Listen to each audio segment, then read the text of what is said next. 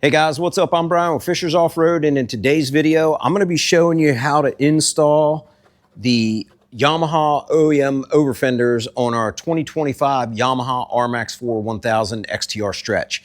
Now, the thing about these Overfenders is they will also fit on an RMAX2 because technically the RMAX4 is just an RMAX2 stretched out. That's why a lot of the accessories you'll see that they cross over. We're going to go ahead and get these installed for you and show you how to get the ultimate coverage out on the trail. Here we go. We're going to go ahead and start on the front fenders, and then we'll work our way to the back. So the first thing you'll want to do is remove these stock hex head bolts in your fender. There's two of them.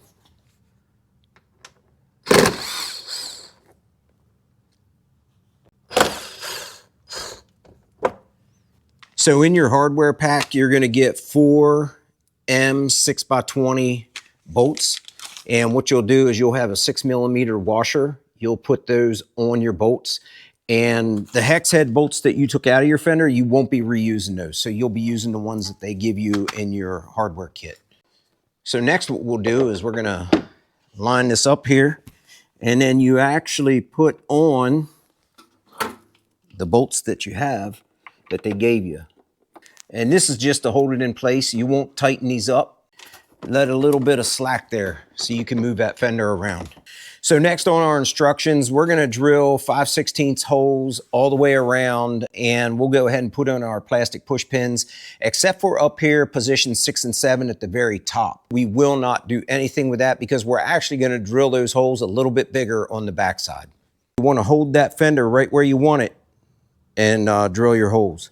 Make sure you get it right the first time. There's no do-overs.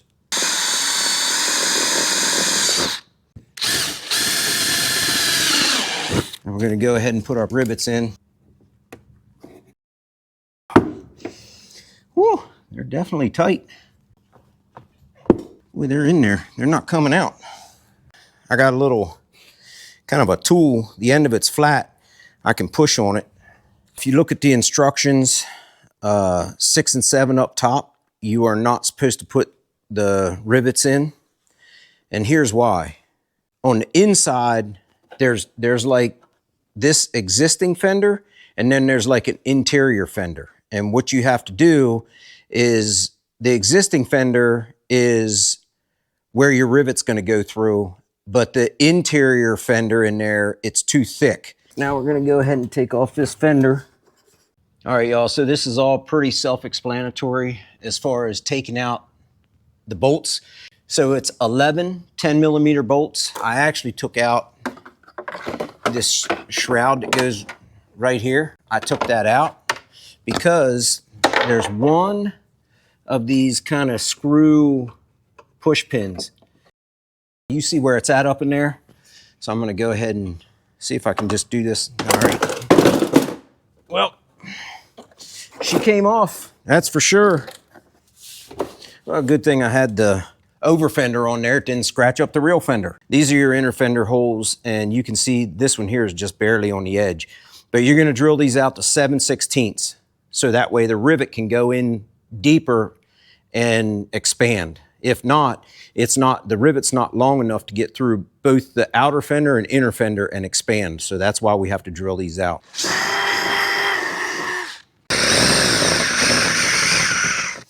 All right, we want to make sure they're big enough.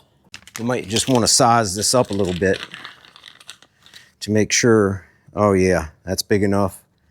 That's big enough. Yeah, I don't want to have to take the fender back off just for that. So now we just got to put that fender back on and put these remaining 2 rivets in, and we're good to go. All right, let's get this fender back on.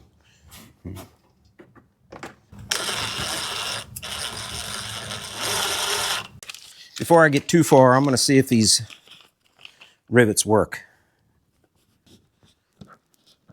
They're still tight, which is good. You want them to be tight. There's that one. There's that one.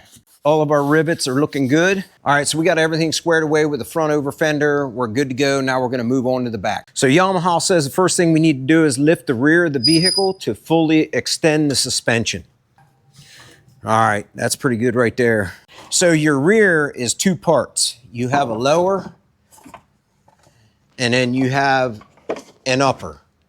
So we're gonna go ahead and get this lower one on first, And we're back to the 5/16 inch drill bit. And we're gonna go ahead and get it lined up. I like to line mine up so it's flush. Right there, just like that.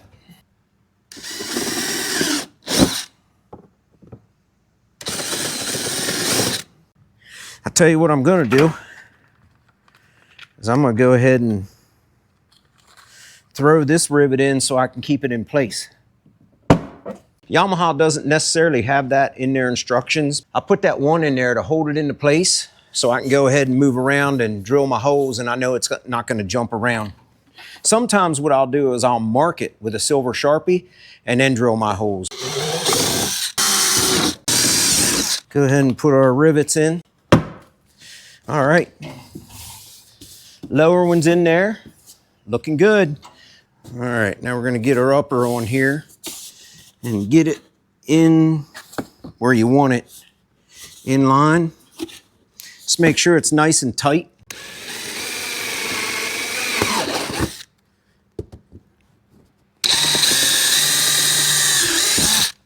I'm gonna go ahead and put a couple in here just to hold it in place.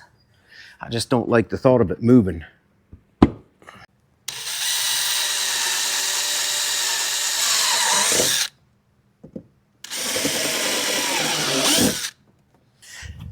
We got all of our holes drilled. We'll go ahead and get our rivets in there. That's the rear. Tell you what, it looks good. Well, y'all, there we go. That's a wrap on the Overfender install. They look great, and they will definitely pay off big time when we're out on muddy trails. It's one of the best things you can do to keep you from getting all messed up and trashed out on the trail. And also it gives you an opportunity to have an offset. Like some of you guys like to run a little bit of an offset depending on where you ride and how you ride.